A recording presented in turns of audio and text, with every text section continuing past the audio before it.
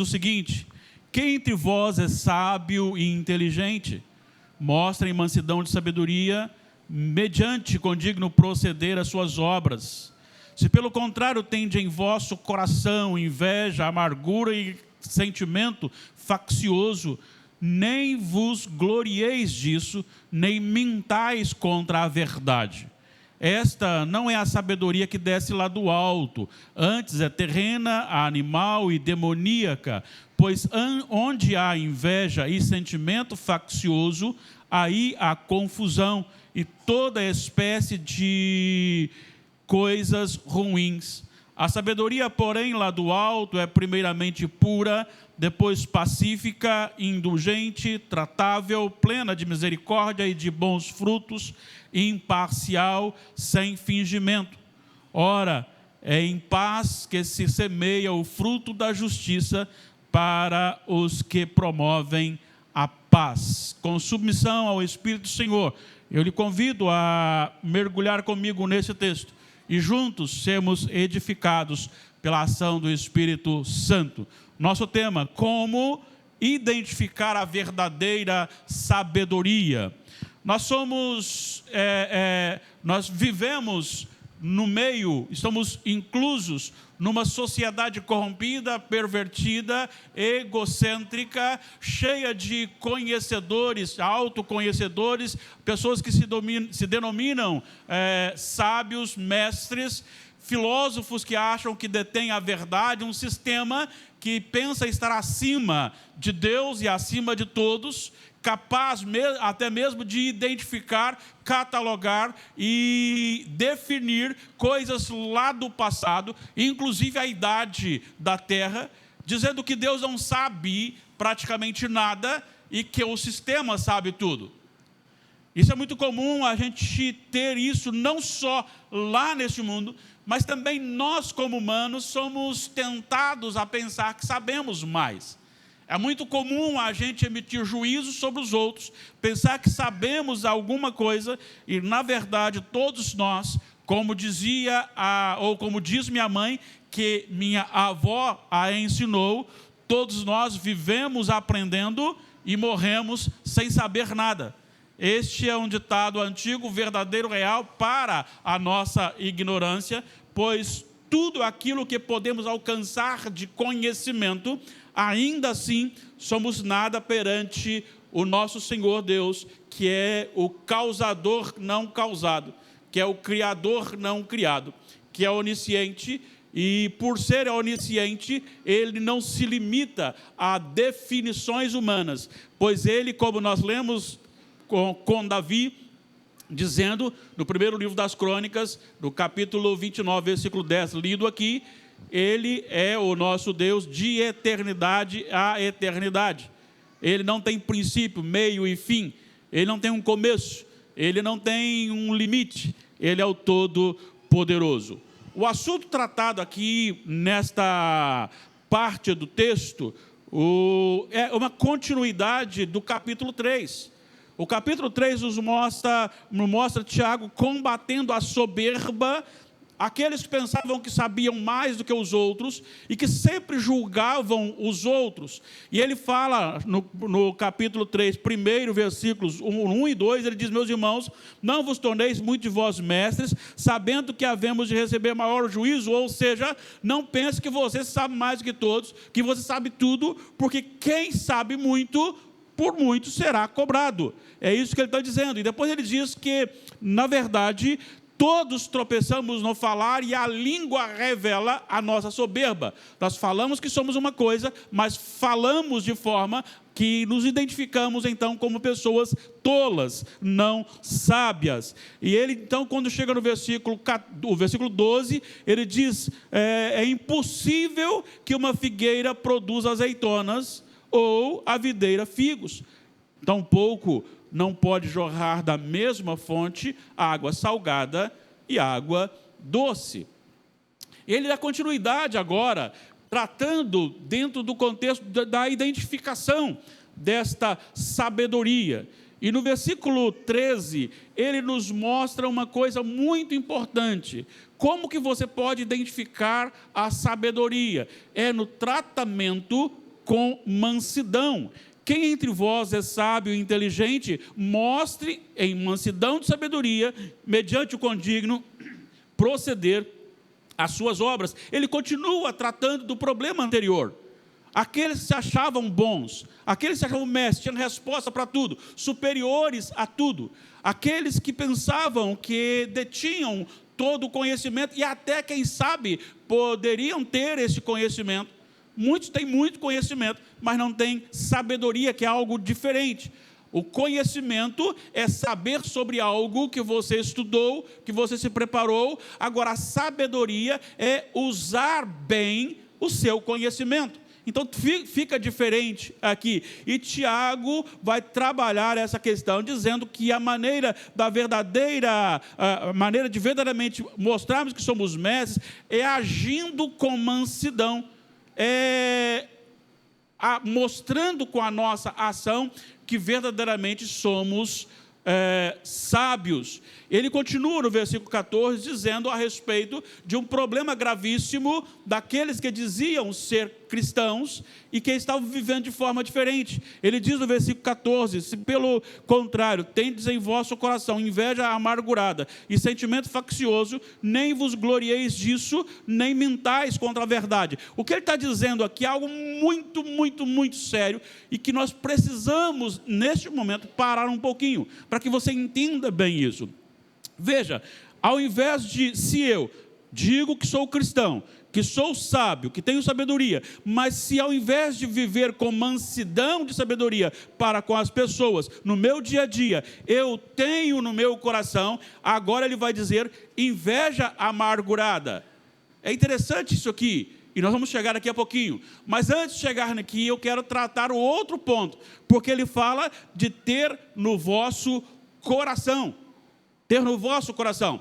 Isso joga por terra toda aquela errada, equivocada palavra que nós temos recebido ultimamente de alguns teólogos que são seguidos, principalmente por pessoas reformadas, como sabedores e realmente demonstram conhecimento.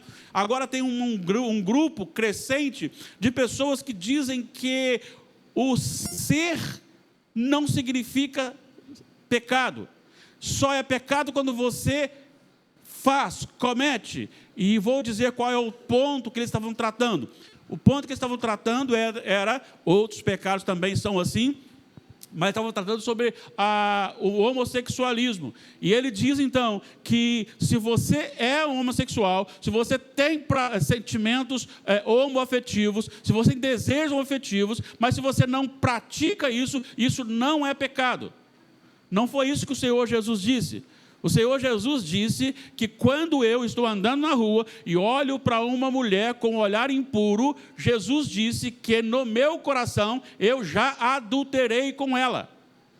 Jesus disse que é do coração que sai o adultério, é do coração que sai a maledicência, é do coração, ele é a fonte. Então, sendo assim, não só aquele que tem um sentimento homoafetivo, mas todos nós temos problemas seríssimos. Nós somos pecadores, não é porque cometemos pecados. Nós cometemos pecados porque nós somos pecadores. O pecado sai do nosso coração e Deus conhece o nosso coração. Está lembrado o que Deus disse na boca do profeta Jeremias, no capítulo 19, versículo 9? Enganoso é o coração, mais do que todas as coisas, desesperadamente corrupto, quem o conhecerá? E o versículo 10, ele diz assim, mas eu sondo os corações. Eu sondo os corações. E quando o autor aos Hebreus trata da palavra de Deus, as Escrituras Sagradas, como a palavra de Deus, ele diz que a palavra de Deus é viva e eficaz, e mais cortante que qualquer espada de 2 gumes, e penetra até o ponto de dividir alma e espírito, juntos e medulas, e é apta para discernir o coração. E depois ele vai falar que é capaz de expor toda a nossa sujeira, porque Deus é onisciente, Ele conhece a nossa natureza, Ele conhece o nosso coração. E então Tiago está dizendo aqui, se pelo contrário, tendes em vosso coração a fonte de todas as coisas, da onde surge a motivação. O problema não é nem a ação, é a motivação. Pensa bem, Tenho visto muito, ultimamente, pessoas que estão fazendo boas ações, que vão até um mendigo e lhe oferece algo, mas para entregar, e antes de entregar, ele tira uma foto e depois põe no Instagram dizendo assim: olha eu fazendo a boa ação. Ou uma igreja que vai fazer uma evangelização e coloca na rede social: olha nós evangelizando. E assim começa a fazer. Eu não estou falando de você que faz um evento e traz para o grupo da igreja como relatório. Eu estou dizendo de postagem em redes sociais para mostrar o que estamos fazendo.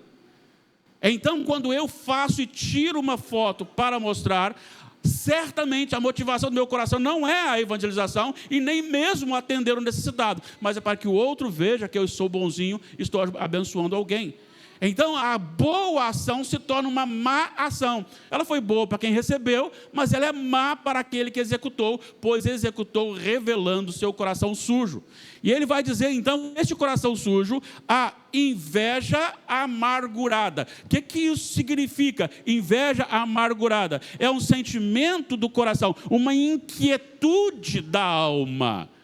E a inveja em si, só a inveja, ela traz para o coração um peso, um fardo. Tudo aquilo que o outro está fazendo, nós estamos criticando. Se o outro faz, está ruim. Se ele deixa de fazer, está ruim também.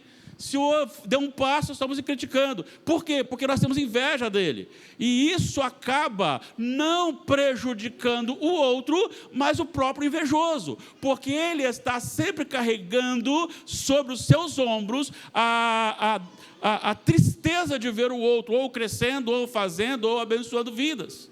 Agora, o problema é quando essa inveja se torna amargurada. É quando ela sai da esfera do coração e começa a externar-se em ações. Por isso ele vai dizer que é uma inveja amargurada e sentimento faccioso.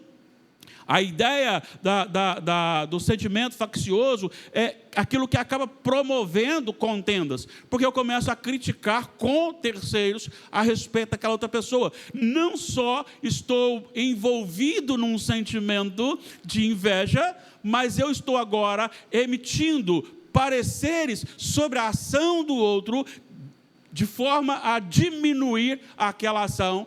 É aquela famosa ação que nós temos muito. Ao invés de eu crescer para me igualar a alguém, eu prefiro diminuir aquela pessoa para que ela se torne tão baixa quanto eu sou. E Tiago está dizendo, chamando a atenção para isto. E quando ele vai aqui nesse versículo 14, tem algo muito, muito, muito sério. E ele vai dizer assim: nem vos vanglorieis, ou glorieis disso, nem mintais contra a verdade. Olha, a grosso modo, você vê aqui apenas uma informação. Mas preste atenção. O que Tiago está dizendo é que quando eu tenho inveja amargurada, quando eu tenho um juízo sobre todas as coisas, uma soberba no coração, e digo que sou cristão, eu estou mentindo. Por quê? Porque quem é verdadeiramente cristão e sábio é manso, tem mansidão, tem sabedoria e demonstra isso no dia a dia. Aquele que não demonstra, ele não tem a característica de cristão. Então, estou mentindo. Agora, preste atenção numa coisa. Olha só o que João, o apóstolo, escreveu na primeira epístola, no capítulo 1, versículos 5 e 6. Ele diz assim: ora, a mensagem da parte dele que temos ouvido e vos anunciamos é esta, que Deus é luz e não há nele treva nenhuma. Olha o 6. Se dissermos que mantemos comunhão com ele, com Deus, e andarmos nas trevas, ou se dissermos que mantemos comunhão com ele, se dissermos que mantemos comunhão com a luz, e andarmos nas trevas, mentimos e não praticamos a verdade. Agora preste atenção a algo mais sério ainda, que está no Evangelho registrado por João, no capítulo 8, olha só a seriedade disto. Veja, a partir do versículo 44, João 8, 44, agora não é mais João dizendo, mas o próprio Jesus dizendo, ele diz: vós sois... Eu quero ler o 43 também, por gentileza, por favor. Qual a razão porque não compreendeis a minha linguagem? É porque sois incapazes de ouvir a minha palavra. Vamos lembrar que Jesus é o caminho, Jesus é a verdade, Jesus é a vida. Vós sois do diabo, que é o vosso pai, e quereis satisfazer-lhe os desejos. Ele foi homicida desde o princípio e jamais se firmou na verdade, porque nele não há verdade. Quando ele profere mentira, fala do que lhe é próprio, porque é mentiroso e pai da mentira. Mas porque eu digo a verdade, não me credes. Quem dentre vós me convence de pecado? Se vos digo a verdade, por que razão não me credes? Aí o 47 ele diz: quem é de Deus, ouve as palavras de Deus. Por isso, não me dais ouvidos, porque não sois de Deus. É isso que Tiago está falando. Aquele que diz ser cristão, e na verdade tem o coração cheio de soberba, cheio de inveja, cheio de intriga, cheio de maledicência, este é mentiroso. E se ele é mentiroso, ele é filho do pai da mentira, que é o diabo. E se ele é filho do diabo, ele não pode ser filho de Deus. Percebeu bem a gravidade do que Tiago está tratando aqui, no versículo 14? É muito sério. É muito importante que a gente pare para pensar como eu tenho agido, a minha vida, como eu tenho falado, pensado, falado e feito coisas. Qual é o estilo da minha vida? Isso revela quem verdadeiramente eu sou. E ele continua no versículo 15 dizendo: esta não é a sabedoria que desce lá do alto, mas a terrena, animal e... É importante você ver aqui, porque terrena tem a ver com o sistema corrompido, nasceu daqui, não veio de cima, veio de baixo, é da terra, é do homem, o homem está corrompido. A palavra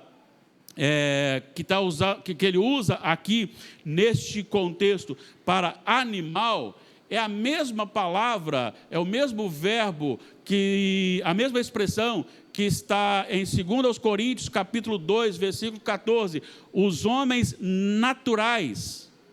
Algumas traduções aqui nesse texto traduz aqui como sensual, é terrena, sensual e demoníaca. Sensual é algo do senso humano, que nasce do coração do homem, que tem origem no coração do homem. Então, se tem origem no coração do homem, tem origem num senso, num juízo corrompido. E Paulo trata dessas três coisas também em Efésios 2. Em Efésios 2, 1 a 3, ele diz: ele vos deu vida, e são dos vossos mortos, os vossos delitos e pecados. Versículo 2, no quais andastes outrora, segundo o curso deste mundo, terreno. Não só o curso deste mundo, segundo o príncipe da potestade do ar, demoníaco. E aí ele continua, do espírito que agora atua nos filhos da desobediência. Ele firma isso no versículo 3, por favor, olha só o que diz o versículo 3, dos quais também todos nós andamos outrora, segundo as inclinações da carne. É a mesma coisa do animal e do natural de Coríntios, do animal aqui de Tiago e do natural de Coríntios. Então, essa tal sabedoria que o homem arroga, que o homem busca e afirma ter, sem ter um comportamento digno do céu, é justamente todo aqui da terra, é tudo aqui deste mundo, é do sistema, é do próprio homem e é do diabo. E agora então, ele fala no versículo 16, pois onde há inveja, sentimento faccioso, aí há confusão e toda espécie de coisas ruins. Se são coisas ruins, não pode ser do céu. Quando ele fala de pensamentos facciosos, intrigas. Sabe, é muito comum você ver o sistema hoje. Por exemplo, o que nós temos hoje? Mulher contra homem. Homem contra mulher. Branco contra negro. Negro contra branco. E aí você vai tendo você vai separando, criando facções e colocando uma contra a outra. Isso é deste mundo. Isso é diabólico. Não existe diferença. Existe diferença de aparência. Mas todos nós somos iguais. Temos a mesma vida. Temos os mesmos órgãos. Somos sensíveis às mesmas coisas. E é assim que a vida é. E o diabo, ele vai usando para estar separando coisas. E para piorar, entra na igreja. Eu sou presbiteriano. Não, eu sou batista. Não, eu sou assembleiano. Eu sou isso, eu sou aquilo. Para quê?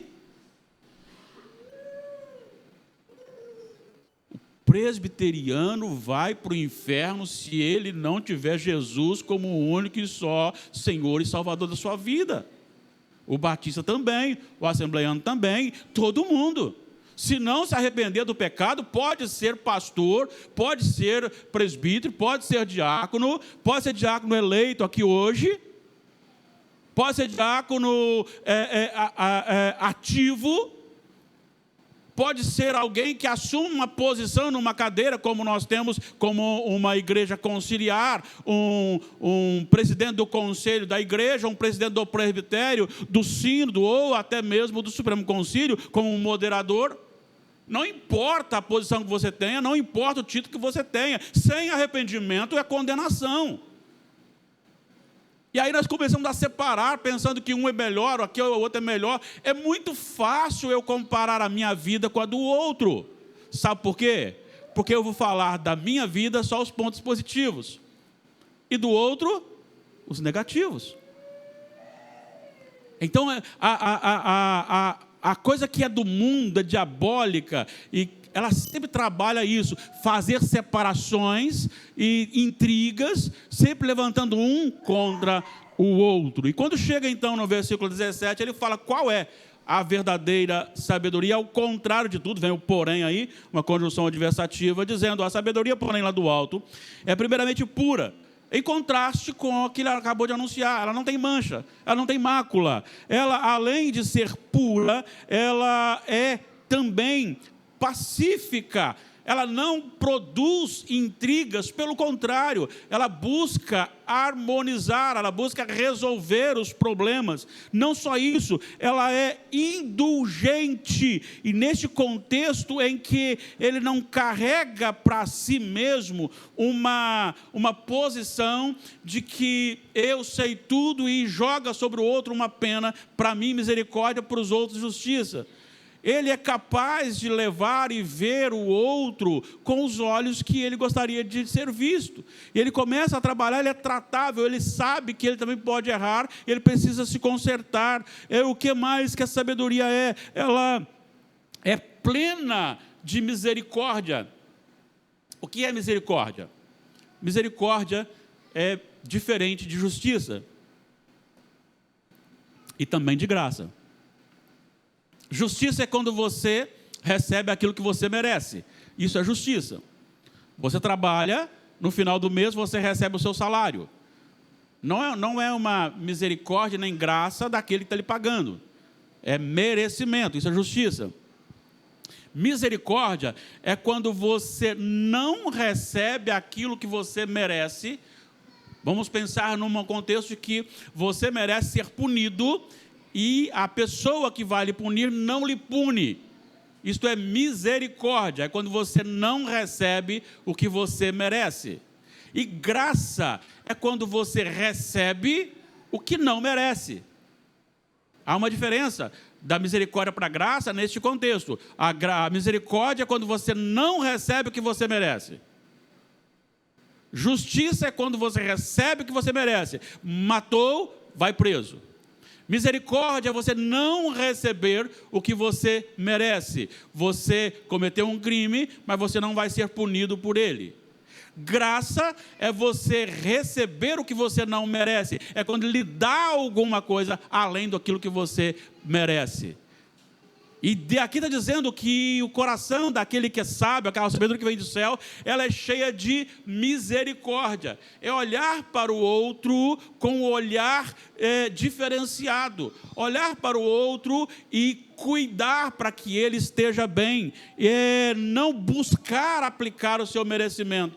E deixa isso por conta dos juízes, deixa isso por conta daqueles que têm a obrigação de fazer. Se eu não sou juiz, não venha cobrar de mim que faça a justiça. Eu vou apenas ajudá-lo, vou orar, vou até dizer que ele está errado, mas eu não vou ministrar sobre ele uma justiça. Eu terei misericórdia dele.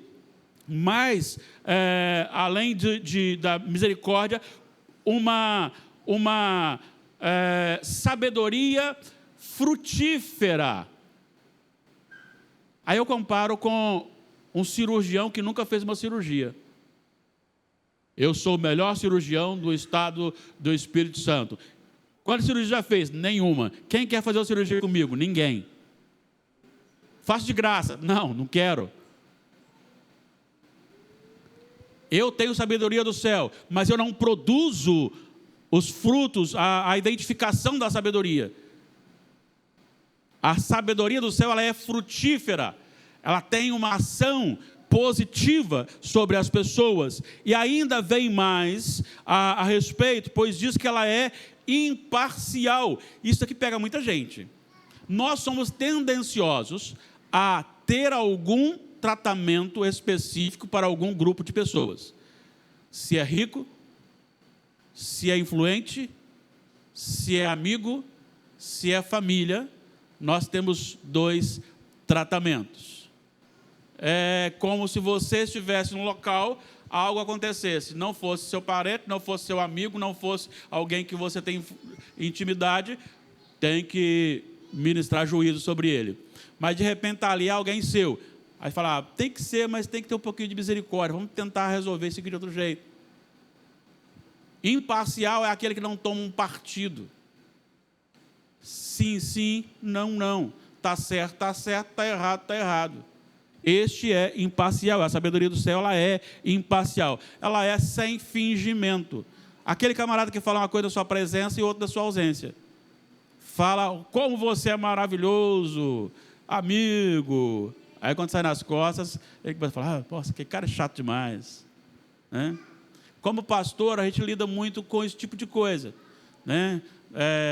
Em outro tempo, em outro lugar, e uma pessoa, um pastor, conhecedor de que uma pessoa falava muito mal dela, e aí foi chegando, e aquela pessoa que estava com ela já tinha contado isso, e quando foi chegando, aí aquela outra disse, oh, meu pastor chegando, esse homem é um homem de Deus. E o pastor, sabendo daquilo, vontade de falar com ele, disse, rapaz, né? Mas tem que engolir um sapo, um jacaré, um crocodilo, não é isso? Então, pessoa que fala mal nas costas, que não é capaz de ser sincera. Ah, pastor, então quer dizer que a sabedoria do céu, então, não liga para a justiça? Quem disse? Olha o versículo 18.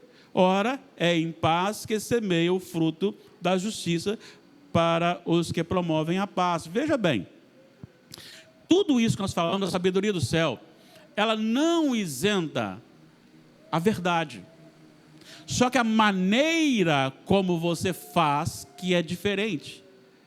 Hoje, Damares e eu, lá em casa, a gente está conversando sobre o assunto, Damares falando, eu disse, olha, viu só, a maneira dessa pessoa falar, ela falou algo que tantas outras falaram e causaram um impacto negativo a respeito de visitar bebê.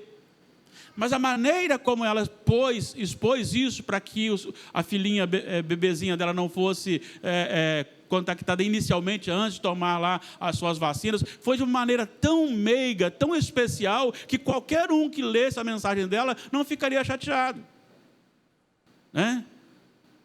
Já vi, por exemplo, frases da seguinte forma: se você não gosta de pelo de cachorro em sofá, não vai na minha casa, porque a casa é minha. Assinado, e põe o nome da cachorra e a foto da cachorra, né? É grosseria. Fala de outra forma. Fala assim: olha, são muito bem-vindos aqui em casa, mas você vai lidar com o meu cãozinho, minha cadelinha que está lá em casa. É diferente. Então, a maneira como você fala a justiça, você fala a verdade, mas você fala a verdade com mansidão. Você fala a verdade buscando corrigir, consertar e não se colocando numa posição superior àquela. Então, você vai dizer para a pessoa o seguinte: olha, o jeito que você está agindo não é um jeito correto. Porque a palavra de Deus diz isto, isto, isso, e nós erramos. A gente precisa se corrigir. Olha, nós erramos, a gente precisa... Porque todos nós erramos, todos nós somos falhos. E é neste ponto que nós vamos mostrando que a verdadeira sabedoria, ela não esconde a verdade, a justiça, mas ela aplica de forma a trazer paz, a trazer edificação. É isso que Tiago está dizendo aqui. Agora, o que isso tem a ver com a gente? Primeiro, é que você e eu, nós precisamos cuidar do nosso coração. É porque é ali que mora o perigo. É ali que mora o perigo. Quando chega a externar, é porque o nosso coração já está realmente muito cheio. E eu vou dizer uma coisa para vocês, uma boa maneira para você identificar o seu coração, é você intensificar o seu momento sozinho com o Senhor. Crie o seu quarto fechado. Pode ser na sala, pode ser no monte, pode ser no vale, pode ser numa cachoeira, pode ser, desde que seja o seu lugar fechado. Só você e Deus. E ali você começa a orar a palavra de Deus e a orar a palavra e ler a palavra orando ao mesmo tempo. Você vai lendo e falando com Deus no texto. Primeira coisa que vai acontecer, e eu já falei isso algumas vezes para você, é que Deus vai lixar o seu coração como você lixa um portão para pintá-lo novamente. E quando você está lixando o portão, começam a sair aquela sujeira, muita sujeira. Não só a sujeira, mas também as imperfeições vão aparecendo. Só depois de bem lixado é que você vai pintar o portão novamente. Deus só vai lhe edificar o coração depois que Ele lixar o seu coração. Então saiba que você terá um momento em que você se sentirá tão ruim, tão mal, que você desejará parar de orar por causa disso. Mas é Deus limpando o seu coração. Deixe o Senhor limpar o seu coração. Trate o seu coração. É porque nele e dele que fluem todas as coisas. Segundo, o que fazemos aqui e agora revela verdadeiramente quem somos. Se procedemos com mansidão, então nós somos mestres do céu. Se não, nós somos tolos, pensando que somos do céu, mas somos tolos. E é nesse ponto que às vezes nós erramos muito. E às vezes pensamos que o simples fato de frequentar uma igreja, isso me dá o direito ou o título de um cristão de verdade. E na verdade o que me dá esse título é o Espírito Santo agindo no meu coração, transformando o meu coração, e isso sendo demonstrado no dia a dia. Então você pode olhar para a sua vida, parar um pouquinho, sair de você mesmo, conversar com você mesmo, como Davi fazia. Porque estás abatido, ó minha alma? Mas tenta olhar um pouquinho e falar: Espírito Santo, me mostra quem eu sou. Ele vai lhe mostrar, como eu disse, lixando o seu coração. Ele vai mostrar quem você é e se você precisa melhorar naquilo em que você está colocando diante do Senhor.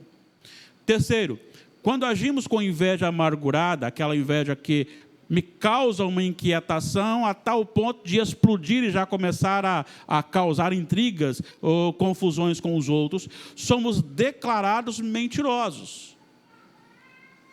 Se nós dizemos isso, fazemos assim e dizemos ser cristãos. E nós sabemos que o pai da mentira é o diabo. E não tem como você ser no meio termo. Eu fico no meio. Um pouquinho para Deus, um pouquinho não. Ou você é de Deus ou você é do diabo. Irmãos, não se assuste, mas é real. Sabe aquele que você conhece, gente finíssima, honesta, trabalhadora? Se ele não é de Deus, ele é do diabo, não tem jeito. Se você não é de Deus, você é do diabo. Se você não decidir sua vida agora, arrepender do seu pecado e for para Jesus, você é do diabo, não tem outro jeito. Não posso ser, eu sou seu amigo, por isso estou dizendo para você, em nome de Jesus. Se eu aqui agora dizer que, não quero compromisso com Deus não, mas também não quero nada com o diabo, não, eu sou do diabo, porque sou mentiroso, e ele é meu pai, então eu preciso tomar essa decisão. 4, o fato de sermos gentis não anula a necessidade de buscarmos a justiça e nem pregarmos a justiça, apenas o fazemos sem prepotência, soberba, fazemos com mansidão para abençoar e não para diminuir. O objetivo do cristão verdadeiro, quando ele se aproxima de alguém e vai identificar, é para trazer aquela pessoa e não humilhar aquela pessoa.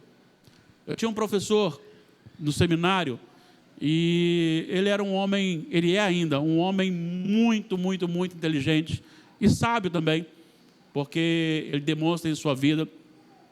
É aquele homem que Deus deu a ele habilidades de fazer de tudo.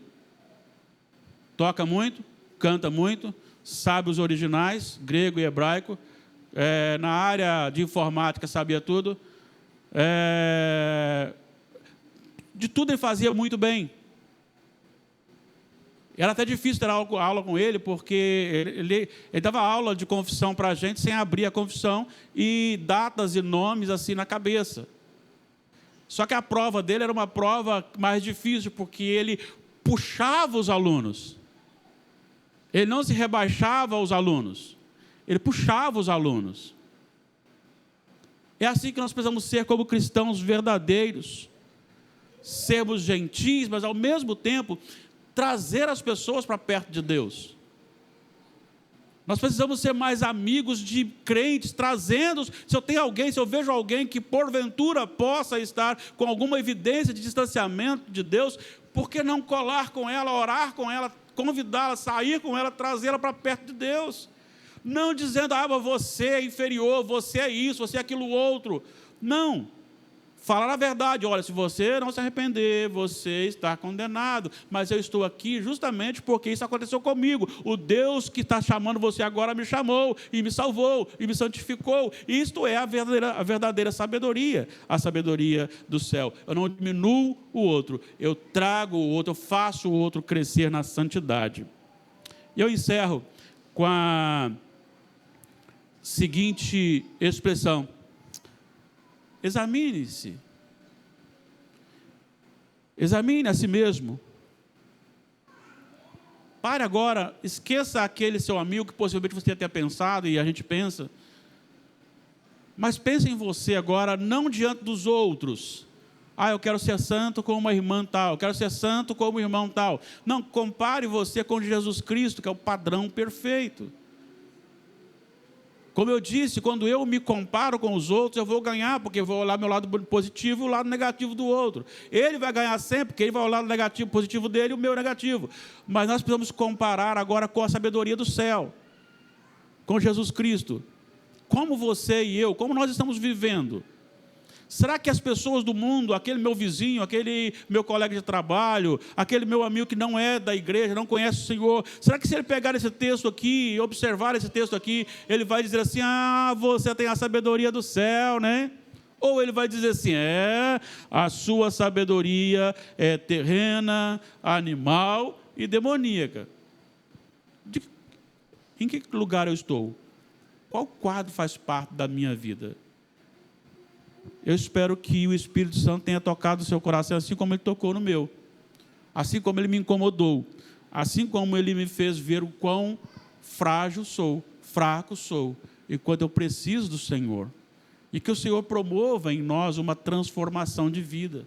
Que o Senhor promova em nós edificação de santidade de vida para a glória do nome dEle.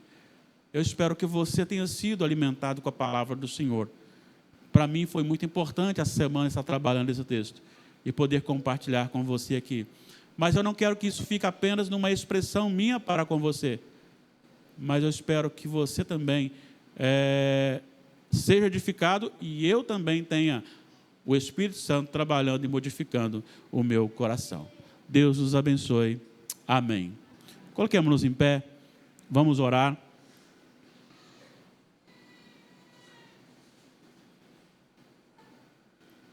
nós estaremos orando, impetrando a bênção, o tríplice amém. Depois nós teremos um momento dos avisos, comunicações, e, além das comunicações, nós teremos também